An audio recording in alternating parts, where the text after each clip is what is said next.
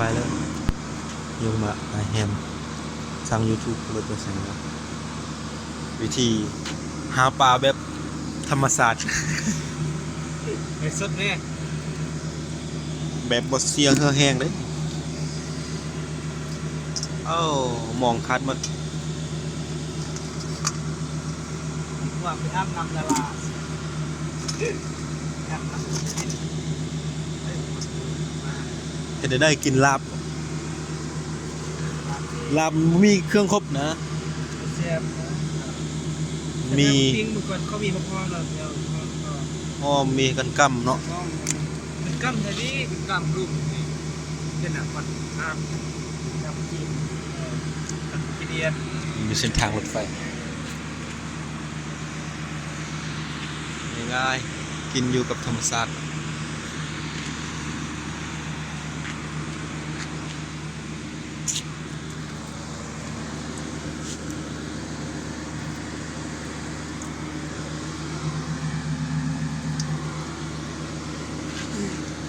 รูปเป็นเกียรติ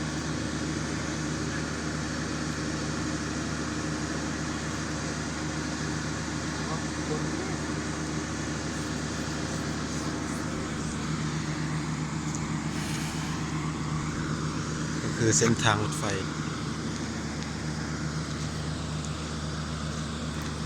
นี่ก็คือตัวไก่ตัวหนึ่งเนาะที่เฮา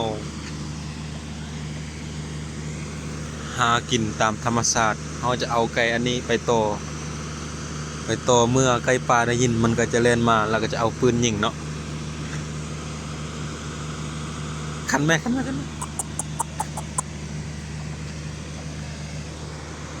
คือเส้นทางรถไฟที่ก่อสร้างกำลังจะสำเร็จ 30% ธรรมศาสตร์สวยงามหลาย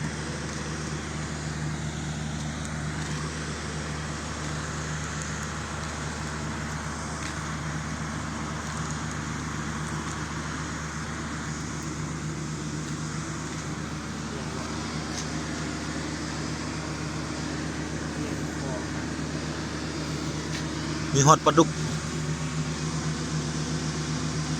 ไอ้สุดตัวนี้อีก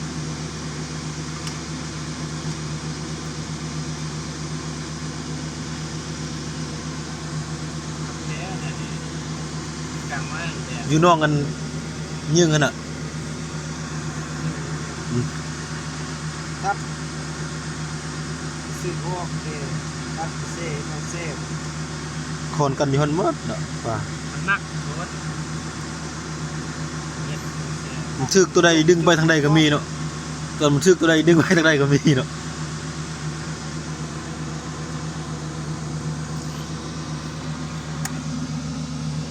สด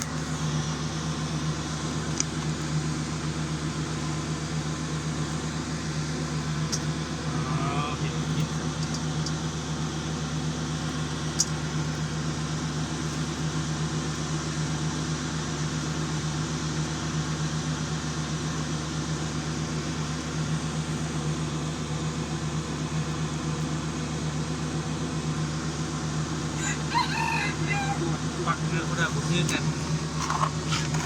ใช่เป็นไงใครเป็นนั้นที่เก็บจัดว่าไปเดี๋ยวนึงได้เหรอขณะนี้ปักหรือมันเป็นยังเก็บปักเหรอคนมันทันที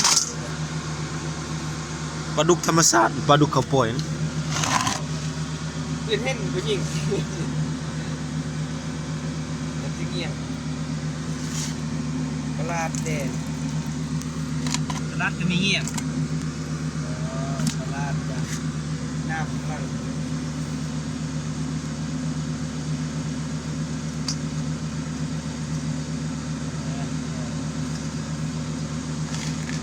นี่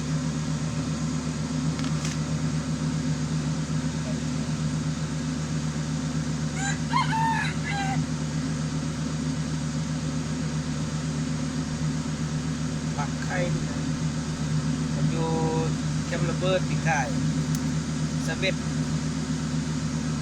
ว มไปงมไปงมเขางูอ๋อซ้ำๆตู้พอยกเข้าไปตัวนึงเน่งปักนี่อ้าวเหี่ยวซ่า ปลาดุกนี่นะ มาดูเบ็ดแล้วแล้วกลับมาไข่เลยได้ไม่ไม่เอ้ย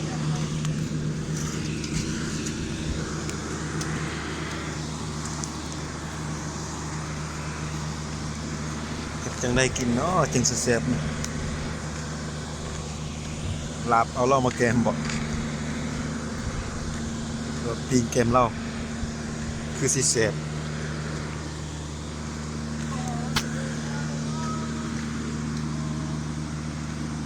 นี่คือสถานที่ทางรถไฟเมืองภูคูนแขวงลำปางเป็นผักจีนสะดวกสบาย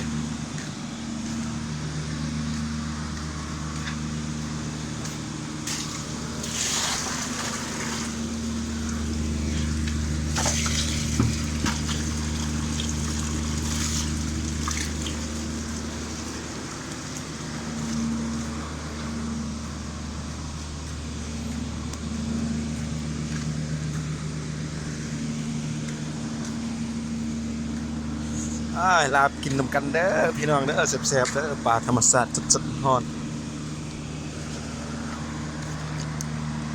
ไอ้ใหญ่เพิ่นไปใส่มองมาซั่นมองขาดหมด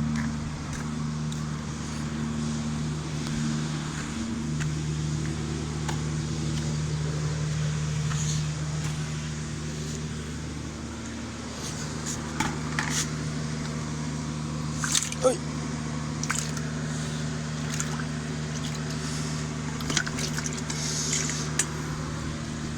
บ่ได้กินดนเลยของธรรมชาติแบบนี้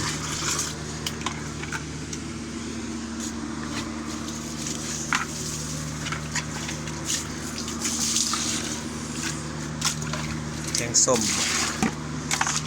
ส้มปลาบ่ตัวบักยาว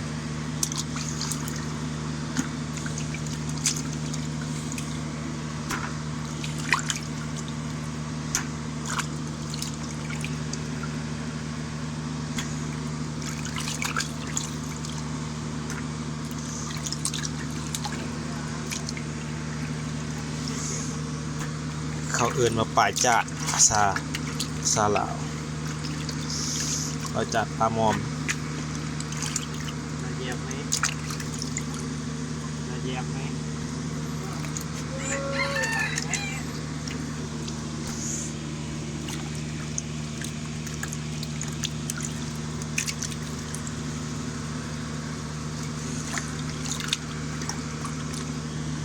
โอ้ยยังบ่ตายเถื่อตายยากเนาะปลาดุกนี่เนาะ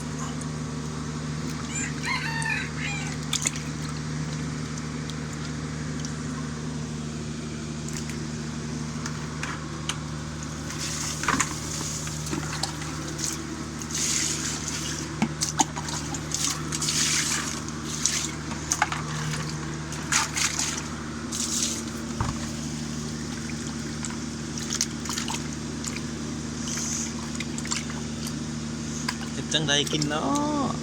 แกงส้มบ่เนาะ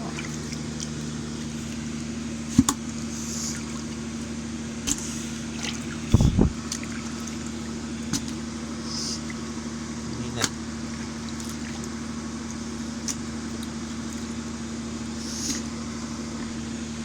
ปลาอีหยังนี่พี่น้องวะบ่เคยเห็นเนาะโอ้ยยังบ่ตายเถื่อ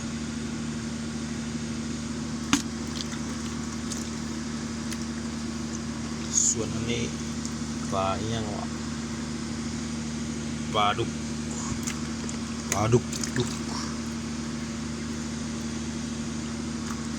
น่าแซ่บกันทั้งนั้นเลยพี่น้องเอ้ย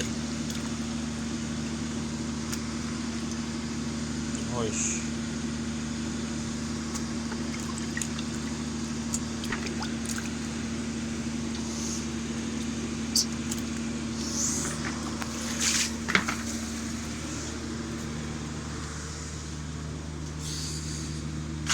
สถานที่ที่จะเป็น